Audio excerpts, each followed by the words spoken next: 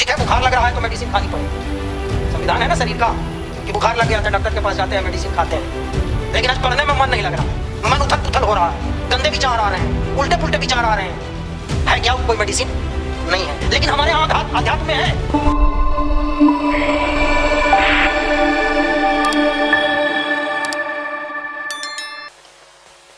आदरणीय मनीष भैया के द्वारा यह कारवा आज विगत मुझे लगता है कि 28-30 साल हो गया होगा, 4-5 भाइयों के द्वारा शुरू किया गया था। आज लाखों की संख्या में इसके सदस्य हैं और लाखों लोग यहाँ आए, आकर के यहाँ के जो महत्वपूर्ण सूत्र हैं उन सूत्रों को अपनाया, अपना करके और अपने जीवन का कायाकल्प किया। जीवन में जो सफलता पाना चाहा उन्होंने पाया, जो लक्ष्य पाना चाहा उसको उन्होंने हासिल किया। हम लोग भी जो इच्छा किया वो किए, जो मन में जैसा संकेत मिला वैसा किए। और आज भी अनुभव होता है कि कहीं ना कहीं एक शक्ति हम लोग के साथ है कि जो कल्पना करते हैं और कल्पना करने मात्र से ही उसके लिए अंदर से प्रेरणा आती है और प्रेरणा के बाद वो चीज़ें साकार होती है। तो ये हम सब जैसे साधारण मनुष्य के जीवन में संभव नहीं था। जरूर कहीं ना कहीं असाधारण शक्ति हम लोग के बीच काम करती है, क्योंकि आपको जिस जगह पर बैठाया गया वो जगह ही असाधारण है, कोई साधारण जगह नहीं है। ये ऊर्जा का असीम केंद्र है, मतलब ऊर्जा इतनी भरी हुई है यहाँ पर कि आपको बैठने मात्र से आपके अंदर सकारात्मक ऊर्जाएं का प्रवाह होना शुरू हो जाता है। क्योंकि वातावरण का प्रभाव पड़ता है हमारे शरीर पर। इधर 2-3 दिन से ठंड बढ़ गया, अब आपको मन करे चाहे ना करे ठंड तो लगवे करेगा, क्योंकि वातावरण का प्रभाव है। गर्मी कस के हो जाता है तो आपको इच्छा से थोड़ी मन गर्मी लगेगा, नहीं लगेगा, वातावरण का प्रभाव पड़ता है। क्योंकि हम नेचर से बिलोंग करते हैं, हम नेचुरल हैं, अरे आर्टिफिशियल नहीं ना है, हम नेचुरल हैं। तो हम नेचुरल हैं तो वातावरण का तो प्रभाव हमारे ऊपर पड़ेगा। नेचर में जैसे जैसे उलट पलट होगा, वातावरण में जैसे जैसे उलट पलट होगा, सकारात्मक नकारात्मक, गर्मी सर्दी, तो सबका प्रभाव तो हमारे ऊपर पड़ेगा और पड़ता है। इस चीज को मानना चाहिए कि पड़ता है और पड़ेगा। तो यहाँ का भी वातावरण 24-24 लाख का महापुरुष चरण, हमारे भाई हजारों की संख्या में बैठ करके गायत्री मंत्र का सस्वर एक साथ उच्चारण करते हैं और वो 9 दिन का अनुष्ठान करते हैं। नवरात्र साधना की जाती है, हमारे माताएं जी महिला लोग बैठ करके महापुरुष चरण करते हैं, नियमित यज्ञ हवन होता है। मतलब लगातार पॉजिटिव ऊर्जा यहाँ पर खींची जाती है। आप आते हैं, उस ऊर्जा में बैठते हैं तो आपके अंदर उस वातावरण का प्रभाव पड़ता है। आपका वो अंदर का संस्कार, अभी आए थे ना कल परसों जो कार्यक्रम था, खान सर, सुने होंगे आप लोग उनका, बोले संस्कार और संस्कृति को बचा के रखो। तो संस्कार तो है ही हमारे पास, और दोनों तरह का संस्कार होता है, अच्छा और बुरा दोनों। अब होता क्या है कि दोनों में अंदर चलते रहता है युद्ध, अच्छा वाला और बुरा वाला, दोनों में युद्ध चलते रहता है। अब वो माहौल के हिसाब से एडजस्ट करता है। जैसे चुंबकत्व का नाम सुने हैं? चुंबकत्व एक गुण होता है, प्रॉपर्टीज होता है किसी मेटल का। मैग्नेटिक फील्ड में डाल दीजिए, चुंबकीय क्षेत्र में डाल दीजिए, तो वो उसके प्रभाव से उसमें भी चुंबकत्व का गुण आ जाता है। तो हमारे अंदर भी सेम चीज है। संस्कार तो होते हैं हमारे अंदर, अच्छे संस्कार भी होते हैं और बुरे संस्कार भी होते हैं, दोनों संस्कार होते हैं। अब आप अच्छे जगह पर आते हैं तो अच्छे वातावरण से आपके अंदर के अच्छे संस्कार जागृत होते हैं, डोमिनेट होता है बुरे संस्कार के ऊपर। और मित्रों, संस्कार के हिसाब से हमारा विचार बनता है। आप जो सोचते हो ना, आप जो विचार करते हो, उसकी जननी आपका संस्कार है। संस्कार के हिसाब से हमारा विचार बनता है, और विचार जैसा हम करते हैं वैसा हम कर्तव्य करते हैं, वैसा हमारे द्वारा क्रियाकलाप किया जाता है।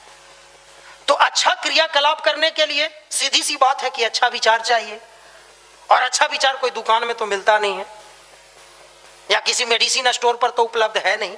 कि जब मर्जी किया तब गए और जा करके हम खरीद करके उठा करके ले आए कि अच्छा संस्कार हमको चाहिए, 1 केजी दे दीजिए, 2 केजी दे दीजिए। नहीं मिलेगा। कैसे मिलेगा? तो ऐसे जगहों पर आने से मिलेगा, सत्संग से मिलेगा, ध्यान करने से मिलेगा, गायत्री महामंत्र से मिलेगा। और जब आपके अंदर के संस्कार, अच्छे संस्कार जागृत होंगे, बुरे के ऊपर डोमिनेंट होंगे, तब आपके अंदर अच्छे विचार उत्पन्न होंगे। सीधी सी बात है, फार्मूला है। कोई पूजा पाठ और ये नहीं है, जादू टोना मैजिक नहीं है, फार्मूला है। हर चीज का अपना संविधान होता है, फार्मूला होता है। अध्यात्म का भी अपना संविधान है, अपना फार्मूला है कि विचारों को अच्छा करना है तो आपको अध्यात्म के शरण में जाना पड़ेगा। ठीक है, बुखार लग रहा है तो मेडिसिन खानी पड़ेगी, संविधान है ना शरीर का कि बुखार लग गया था, डॉक्टर के पास जाते हैं, मेडिसिन खाते हैं। लेकिन आज पढ़ने में मन नहीं लग रहा है, मन उथल पुथल हो रहा है, गंदे विचार आ रहे हैं, उल्टे पुल्टे विचार आ रहे हैं, है क्या कोई मेडिसिन? जितनी भी चिकित्सा की पद्धति है, चाहे एलोपैथ हो, आयुर्वेद हो, होम्योपैथ हो, और कौन कौन थेरेपी होता है किसी पद्धति में कि आपका मन गंदा हो, उल्टा पुल्टा विचार आ रहा हो, उसको ठीक कर दे? नहीं है। लेकिन हमारे यहाँ अध्यात्म में है, आपके विचारों को सही करना, आपके संस्कारों को जागृत करना, अच्छे संस्कारों को जागृत करना, ये हमारे अध्यात्म में है। और गायत्री महामंत्र वही काम करता है।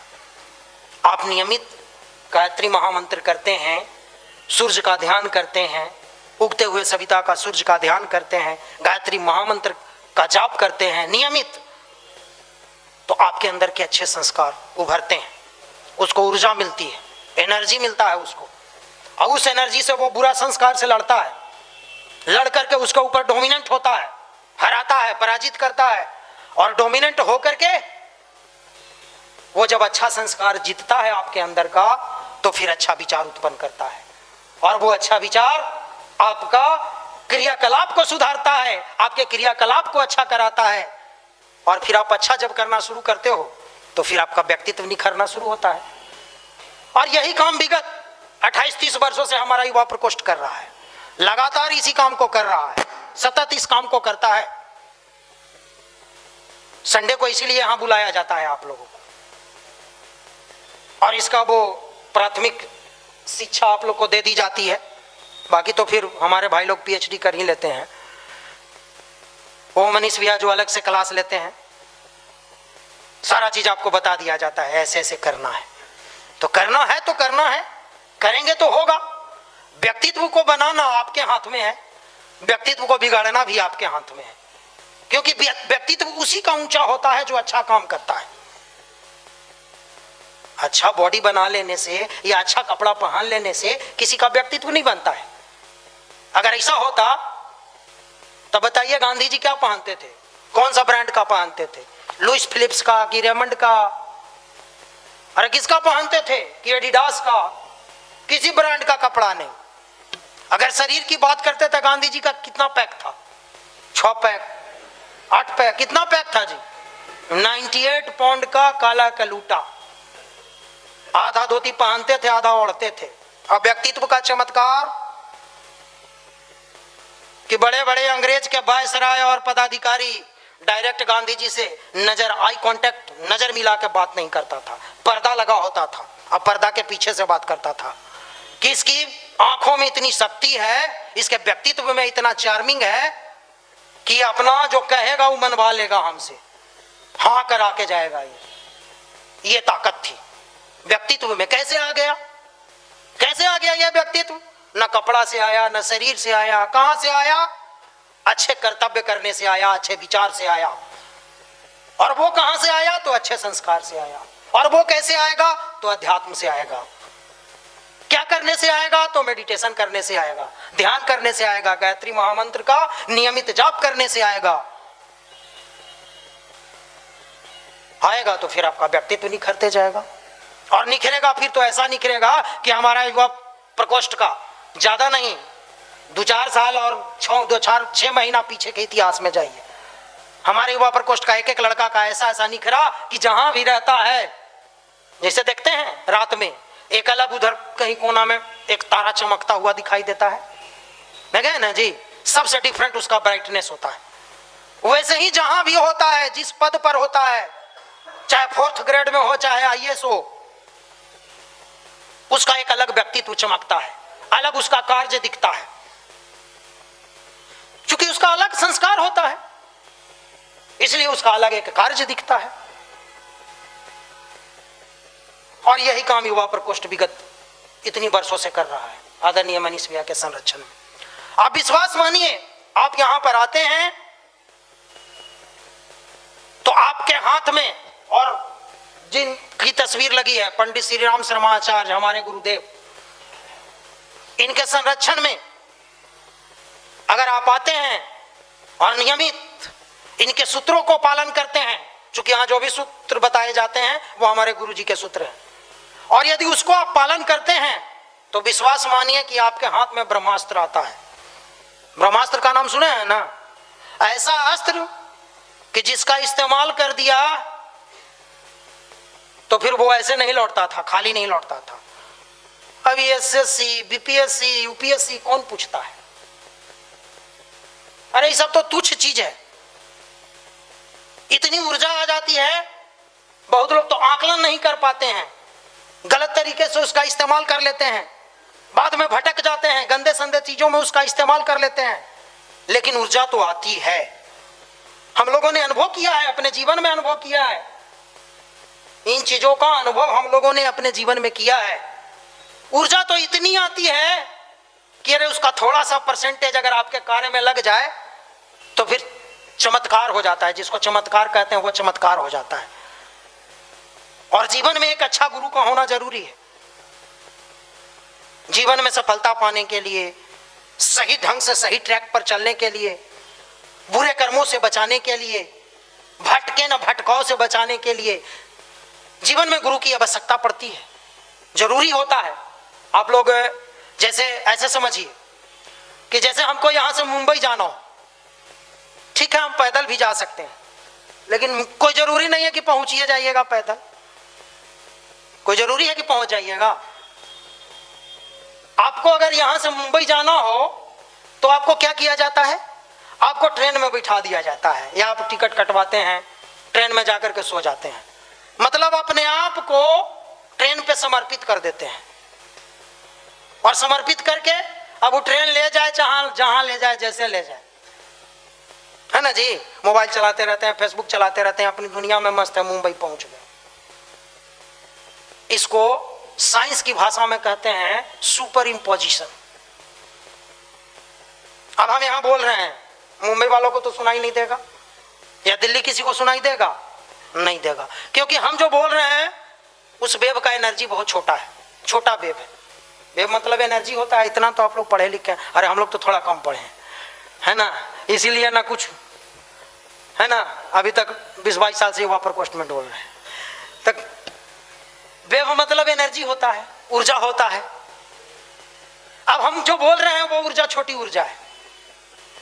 अब इसी ऊर्जा के फ्रीक्वेंसी को यदि लंबा दूरी तय करने वाला के साथ मैच करा दिया जाता है, मतलब एक वेव को लेके दूसरे वेव पे बैठा दिया जाता है, जैसे आपको ट्रेन में बैठा दिया गया, क्योंकि ट्रेन लंबी दूरी तय करने वाला है, तो वहां हमारी आवाज पहुंच जाती है। रेडियो के माध्यम से, टेलीविजन के माध्यम से पहुंच जाता है कि नहीं पहुंच जाता है? अगर हम यहाँ बोले, दिल्ली में बैठा हुआ बोलता है ना जी, पहले BBC लंदन में बोलता था, खैर अब आप लोग के जमाना में तो लगता है कि खत्म हो गया, कि चलता है, चलता है। BBC रेडियो चैनल था, लंदन में बोलता था। हम लोग बचपन में सुनते, सोचते थे कि लंदन बोलता है, साला यहाँ किससे सुनाई पड़ता है कि नहीं पड़ता है? कैसे सुनाई पड़ता है? तो उसके वेव को उसके वेव पे सुपर इम्पोज कर दिया जाता है। गुरु हमारा यही काम करते हैं। यदि हम अपने आप को समर्पित करते हैं, श्रद्धावान बनते हैं, उनके सूत्रों को पालन करते हैं, तो हमारी ऊर्जा उनकी ऊर्जा पे जाकर के बैठ जाती है। अब हमारे नीचे गुरु का ऊर्जा काम करता है। अभी कौन पूछता है UPSC, BPSC और कौन होता है CSET और BTET, खैर जो भी, एनीवे हम लोग भी कभी कभी सोचते हैं, कभी कभी देखते हैं कि बहुत लोग को सम्मानित किया जाता है, प्रतिष्ठा मिलता है, हम लोग को भी IAS IPS बनना चाहिए था। खैर हम ये नहीं कह रहे हैं कि गलत चीज है, मतलब कभी कभी लगता है, अंदर से फीलिंग्स होता है कि हम लोग को भी बनना चाहिए था। क्योंकि हमारे पास भी तो वही ब्रह्मास्त्र था और जहां जहां इस्तेमाल किए वहां वहां प्राप्त किए। लेकिन वो तो खैर डिफरेंट मैटर है। हो सकता है गुरु जी की इच्छा होगी जब तुम लोग IAS IPS बनोगे तो ये जग कौन कराएगा, युवा वाला यूथ एम्पावरमेंट कैसे होगा। अरे ये नहीं कह रहे हैं कि हम करा रहे हैं, मतलब सबके सहयोग से होता है। हम लोग पहले शुरू किए थे उस समय, चूंकि जो हमारा युवा प्रकोष्ठ आदरणीय मनीष भैया के संरक्षण में, ये गर्व की बात है और मैं कोई ये अहंकार में भी नहीं बोल रहा हूं, ये गर्व की बात है कि जो चीज शुरू करते हैं हम लोग वो पूरे ऑल वर्ल्ड गायत्री परिवार में मॉडल बन जाता है। हम लोगों ने बाल संस्कार शाला शुरू किया, ऑल वर्ल्ड गायत्री परिवार में बाल संस्कार शाला चल रहा है, विदेश में भी चल रहा है, खाली इंडिया में नहीं विदेश में भी चल रहा है बाल संस्कार शाला। लेकिन ये मॉडल शुरू हुआ है इसी युवा प्रकोष्ठ से शुरू हुआ। वैसे ही मनीष भैया ने शुरू किया युवा जोड़ो अभियान, बाद में हम लोग उसको कहें कि ना जोड़ो नहीं पकड़ो अभियान, युवा पकड़ो अभियान। जाता है ना वो गंगा किनारे तो देखते हैं उधर हनुमान नगर में तो महेंद्रू में भाई लोग बेचारा हमारा पर्ची दे दे करके आइए भैया आइए भैया आइए भैया, क्या होगा भैया कुछ मिलेगा वहां, आइए बहुत कुछ मिलेगा भैया। मैंने अपनी भाषा में बेचारा समझा के लाता है, आपको पकड़ पकड़ के लाता है। अब ये अभियान सफल हो गया, बूम कर गया, तो पूरा ऑल वर्ल्ड गायत्री परिवार में ये अभियान चला। यहां तक कि मतलब हम लोग अपनी आंखों से देखे हैं कि वहां पर युवा का कोई स्पेशल शांति कुंज जो हमारा मुख्यालय है वहां युवा को कोई स्पेशल ऑफिस नहीं था। हम लोग भी जाते थे तो बाबूजी बाबूजी बाबूजी करके, युवा का कोई नहीं था स्पेशल ऑफिस। बाद में युवाओं के लिए खुला यूथ सेल, युवा प्रकोष्ठ कार्यालय की स्थापना हुई।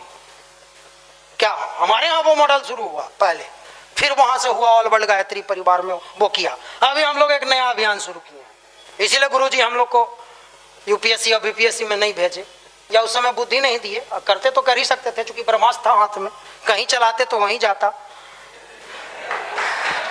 लेकिन अब हम लोग इस बार से क्या है, पिछला 1 साल से कोविड के बाद हमारा गायत्री परिवार खास करके बिहार में लोग शिथिल पड़ गए थे। इस बार हम लोग अभियान को उल्टे कि युवा तो बहुत पकड़ा गया, पकड़ाया हुआ है और कारवा बन गया है, अब पकड़ने वाले लोग भी अब बहुत हो गए हैं। अब हम लोग बूढ़ा पकड़ो अभियान शुरू किए हैं। अभी पूरे बिहार हम और मनीष भैया, निशांत रंजन जी, जैसे जैसे समय मिला हम लोग पूरे बिहार में घूम घूम करके, जैसे युवा जोड़ो अभियान किया था वैसे अब जो हमारे पुराने परिजन है उनको जगह जगह के उठिए बाबूजी उठिए, कुछ अब जाने से पहले गुरुजी का भी देख लीजिए काम, पकड़ पकड़ करके जोड़ जोड़ के इसका गवाह रहा जो हम लोगों ने अभी कार्यक्रम किया। अरे कौन सा मैदान था, LCT घाट पे, आप सबों ने देखा, बहुत भाइयों ने देखा, सबने लगा, सहयोग से हुआ। कितने बाबूजी लोग आए, कितनी माताएं जी लोग आई, एक अलग ऊर्जा का संचार हुआ। और युवा और बुजुर्ग बूढ़ा दोनों मिल करके ये पहला कार्यक्रम किया, ये भी एक ऑल वर्ल्ड गायत्री परिवार में मॉडल बन गया, इतिहास बन गया। और जगहों पर इसका प्रयोग करने की वहां चर्चा की जा रही है। तो शायद यही सब काम के लिए हम लोगों ने तो मेरा कहना यह था कि आपके हाथ में ब्रह्मास्त्र आ जाता है, अब आप जीवन में जो प्राप्त करना चाहते हो कर सकते हो। इतना तो आत्मविश्वास जरूर आता है, इतना कॉन्फिडेंस तो जरूर आता है कि अच्छा कर लेंगे। कई बार हम लोगों ने, कई लोग सोचे, अभी रिसेंट, अब विशेष मैं नहीं कहूंगा, लेकिन रिसेंट की एक घटना थी, एक बहुत बड़ा प्रोजेक्ट था। सब लोग कहा कि आप भेस में डाले हैं जी, हम कि हाँ डाले हैं, आप कर लीजिएगा, तो हाँ कर लेंगे, बहुत बड़ा इन्वेस्टमेंट है, हम कर लेंगे। इतना कहां से लाइएगा, हमें आ जाएगा कहीं से। किसी का बिहार में नहीं हुआ, हमारा प्रोजेक्ट शुरू हो गया, क्योंकि हमारे हाथ में ब्रह्मास्त्र है। कुछ रहे चाहे ना रहे, कुछ रहे चाहे ना रहे, जहां चलिए जहां लगाइए, हाँ लेकिन श्रद्धा होनी चाहिए। यदि गुरु के प्रति श्रद्धा है, समर्पण है, आप नियमित ध्यान कर रहे हो, नियमित साधना कर रहे हो, स्वाध्याय कर रहे हो, क्योंकि भाई अब गुरुजी से जुड़े रहने का तो वही माध्यम है। अब माध्यम छोड़ दीजिएगा, मेडिटेशन खाना छोड़ दीजिएगा तो डॉक्टर क्या करेगा, मेडिसिन खाना छोड़ दीजिएगा तो डॉक्टर बेचारा क्या करेगा। बल्कि वो कितना बड़ा गोल्ड मेडलिस्ट हुआ, स्पेशलिस्ट और FRCH लंदन में, मेडिसिन तो खाना पड़ेगा आपको, तो वो करना पड़ेगा, और वो करेंगे तो आप अपने जीवन में वो हर कुछ प्राप्त कर सकते हैं। और हम लोगों ने किया। इसी पर तो कहे ना कि हम लोग सोचते हैं कभी कभी जब देखते हैं, खास करके हम लोग भी मानव हैं, कभी कभी युवा प्रकोष्ठ में देखते हैं कि कोई भाई आए, वो आईपीएस कंप्लीट किए हैं, यूपीएससी कंप्लीट किए हैं, बहुत उनको सम्मान दिया जाता है, सम्मान होता है, ये फलना, युवा प्रकोष्ठ के मन से भी चर्चा की जाती है। तो कभी कभी लगता है कि हम लोग को भी करना चाहिए था, क्योंकि हम लोग के पास भी तो था ही ब्रह्मास्त्र, और उससे बढ़िया वाला था, क्योंकि उससे बड़ा बड़ा काम हम लोग कर लेते हैं जब करना शुरू करते हैं, तो कर सकते थे। लेकिन शायद अब गुरुजी का भी अलग अलग डिपार्टमेंट है, वो अपना सेट करते रहते हैं कि तुम्हारा बेटा ये है, इधर वाला में रहो, लेकिन जहां भी है रहो तुम उसी, जो अभी एग्जांपल दिए, वो जो रात में तारा दिखता है ना, अलग चमकता हुआ, तुम अलग चमकता हुआ तारा रहोगे, उसी की तरह तुम दिखोगे, अलग चमकता हुआ, तुम्हारा अलग शाइनिंग रहेगा, तुम्हारा व्यक्तित्व और तुम्हारा कार्य एक अपनी अलग पहचान बनाएगी।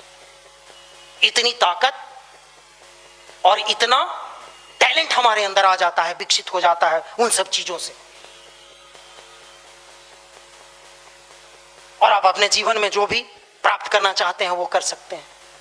तीसरी जो सबसे महत्वपूर्ण बातें हैं, क्योंकि अब निशांत रंजन भी आ गए हैं और आप इनका रेगुलर सुनते हैं भाई, अब हम तो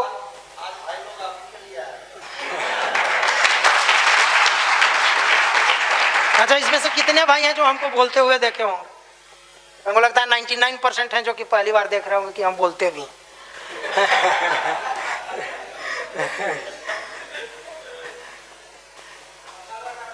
हम लोग उतना पढ़े लिखे नहीं, लेकिन चलिए, जो भी बातें हैं वो अनुभव की बातें हैं, कोई किताब की बातें नहीं है।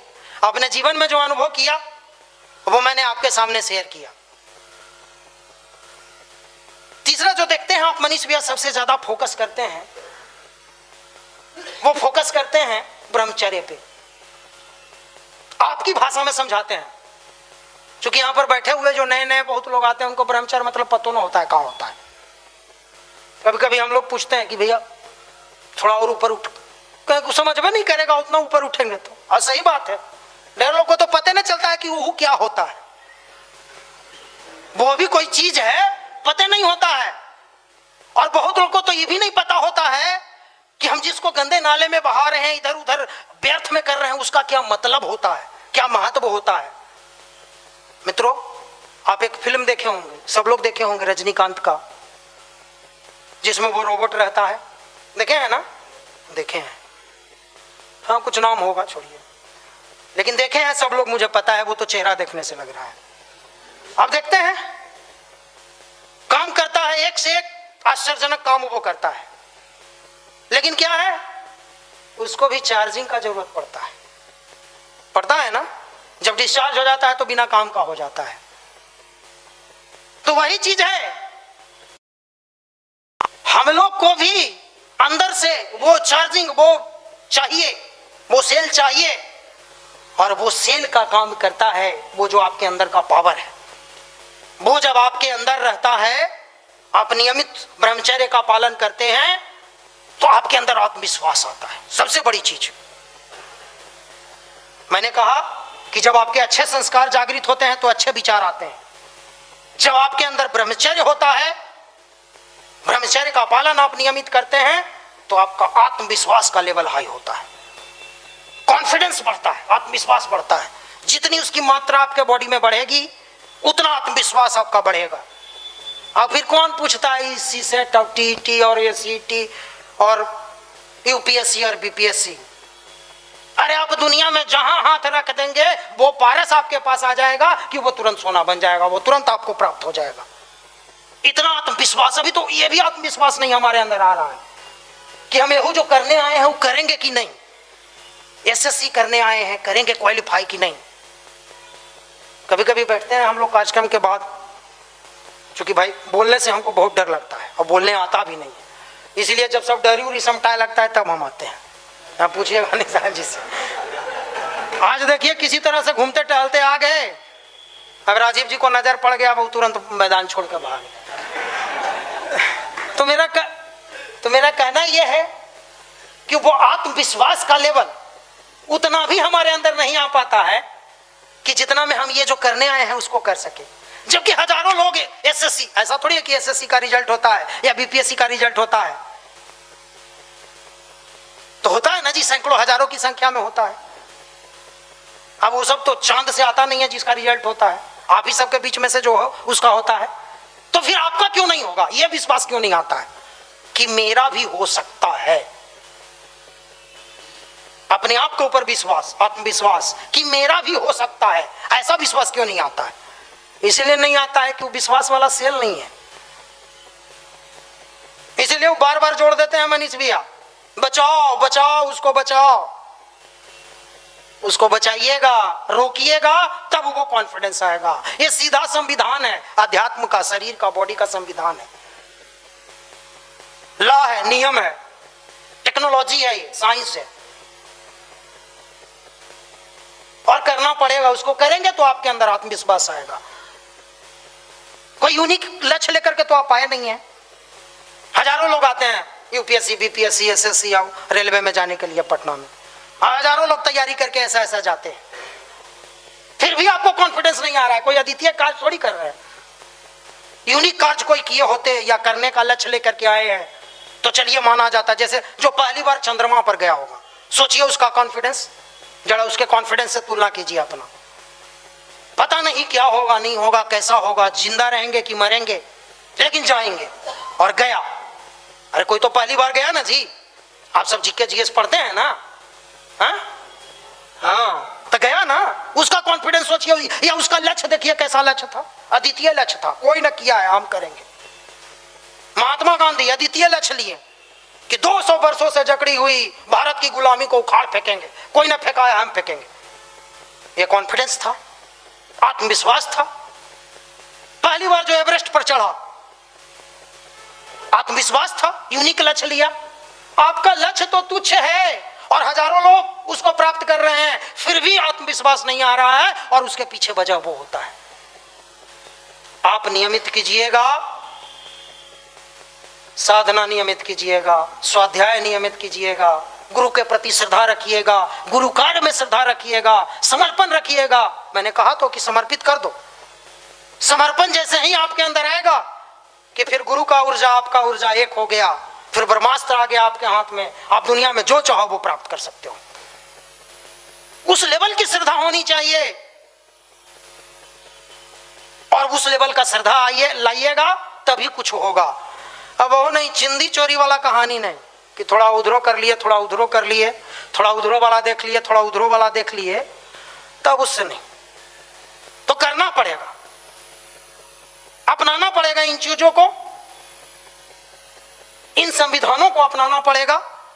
अपनाएंगे तो बिल्कुल आप प्राप्त कर सकते हैं, और नहीं तो मेरे मित्रों, आप वो हमारे यहाँ संगीत चलता है ना, गायत्री के महामंत्र से जीवन के सब पाप हरो, सुंदर सुखी बनेगा जीवन, गायत्री का जाप करो।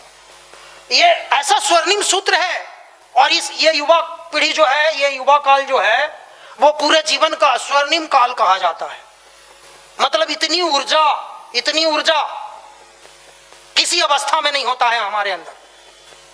और इस ऊर्जा में यदि गायत्री महामंत्र और मेडिटेशन आपके अंदर समाहित हो जाए तो आप कमाल कर सकते हो, कमाल कर सकते हो, कमाल का लक्ष्य प्राप्त कर सकते हो, कमाल की कल्पना कर सकते हो, कमाल का विजन हो सकता है आपका, यदि वो दोनों सम्माहित हो। इसीलिए इन स्वर्णिम मंत्रों को आपके सामने परोसा जाता है, बताया जाता है कि आप इसका जाप कीजिए, आप इसका नियमित स्वाध्याय कीजिए, संयम कीजिए, ब्रह्मचर्य का पालन कीजिए, क्योंकि अभी आपका स्वर्णिम काल चल रहा है। अभी आपको ऊर्जा की आवश्यकता है, और अभी ही आवश्यकता है, चौथापन और चौथी पीढ़ी में इसकी आवश्यकता नहीं। फिर क्या कीजिएगा, कुछ बचेगा ही नहीं, तो क्या कीजिएगा उस ऊर्जा लेकर के। अब बेचारा जो 80 साल और 70 साल का हो गया, उसके अकाउंट में 10 करोड़ रुपया मिल जाएगा तो क्या कर लेगा? बेचारा स्विट्जरलैंड और थाईलैंड भी नहीं जा सकता है, क्या करेगा वो पैसा लेके? क्योंकि अब अभी एक युवा को मिल जाए तो बहुत कुछ कर सकता है, तो उससे कीमती चीज है वो स्वर्णिम सूत्र जो आपको बताया जाता है, और अभी ही उसकी आवश्यकता है। इसीलिए ये युवा प्रकोष्ठ युवाओं को पकड़ पकड़ के इन चीजों को सिखाता है, आपसे कार्य भी कराता है, समयदान होता है। अरे आप समयदान करते हैं, बाल संस्कार शाला में जाते हैं, जितना फायदा उन बच्चों को पढ़ाने से बच्चों को नहीं होता है उससे ज्यादा आपका होता है, क्योंकि केवल कहने से तो अच्छा बनिएगा नहीं, हर चीज के लिए प्रयास करना पड़ता है, रियाज करना पड़ता है। कोई भी चीज सीखना हो तो उसके लिए अभ्यास करना पड़ता है, कोई कला प्राप्त करने के लिए, तो अच्छा बनने के लिए भी अच्छा बनने का प्रयास करना पड़ता है। हमारे भाई 2 घंटा के लिए मॉडल बन के जाते हैं संस्कार शाला में, उनका आइडियल बन के जाते हैं, आइकॉन बन के जाते हैं। ठीक है, बाद में उधर सिगरेट पी लेते होंगे, गुटखा खा लेते होंगे, अलग मैटर है, लेकिन 2 घंटा तो सुधरने का अभ्यास कर रहे हैं ना जी। उन बच्चों के सामने न खैनी खा रहे हैं, न गुटखा खा रहे हैं, न गंदा संदा जुबान इस्तेमाल कर रहे हैं, न गलत सलत बोल रहे हैं। तो 2 घंटा रोज अच्छा बनने का प्रयास आपको धीरे धीरे अच्छा बना देता है।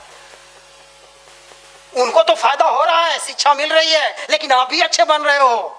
आप इन चीजों को समझ लो, इसीलिए वो रचनात्मक कार्यक्रम कराया जाता है, चाहे गंगा सफाई अभियान हो, वृक्षारोपण अभियान हो। ये हमारा जो गायत्री परिवार का रचनात्मक अभियान है युवाओं के लिए, ये आपके फायदे के लिए कराया जाता है, आपके लिए कराया जाता है। स्वावलंबन कराया जाता है, आपके लिए कराया जाता है। हमारे युवा पीढ़ी, भोले भाले युवा पीढ़ी बेचारे शिकार हो जाते हैं, राजनीतिक पॉलिटिकल स्टंट का शिकार हो जाते हैं। बेरोजगारी बेरोजगारी बेरोजगारी, हर जगह नारा है बेरोजगारी। इतना बेरोजगारों को मैंने नौकरी दे दिया, गांधी मैदान में सर्टिफिकेट बांट दिए, इतना को रोजगार दे दिया, इतना बेरोजगार था।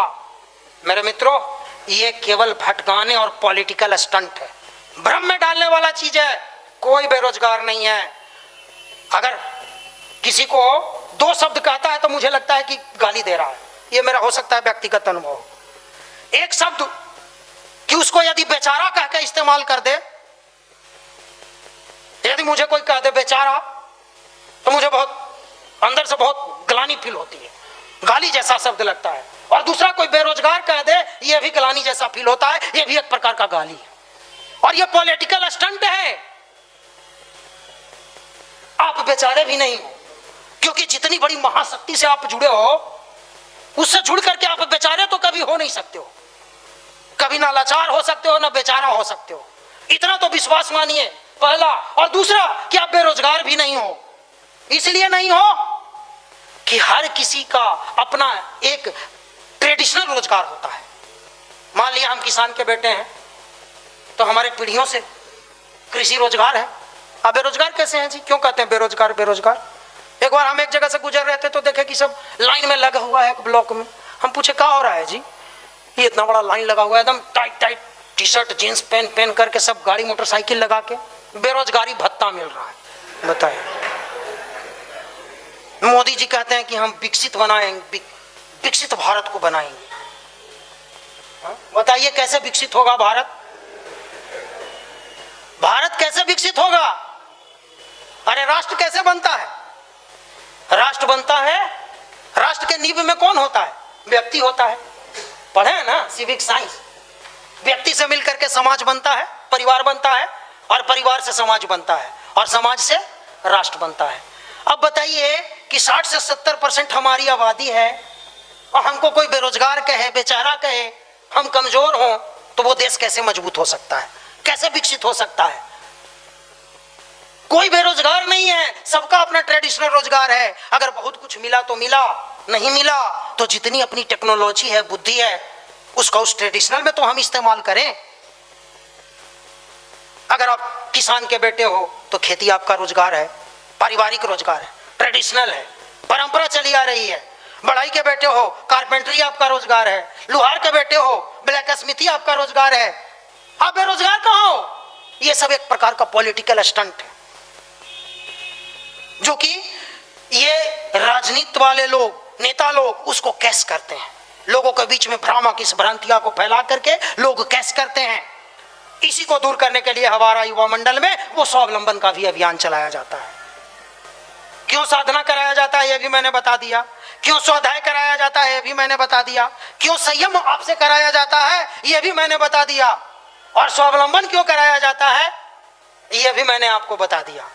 अब इन सारे सूत्रों को आप अपनाएंगे तो आपके जीवन में कायाकल्प हो सकता है।